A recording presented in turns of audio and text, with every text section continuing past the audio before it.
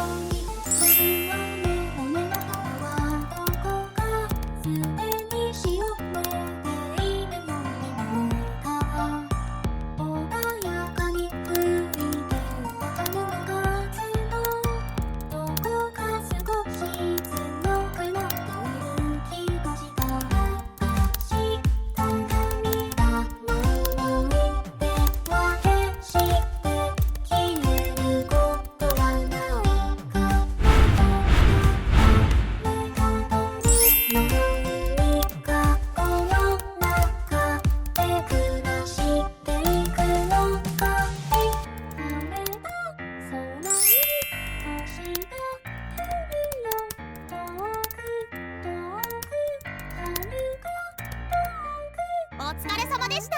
また明日。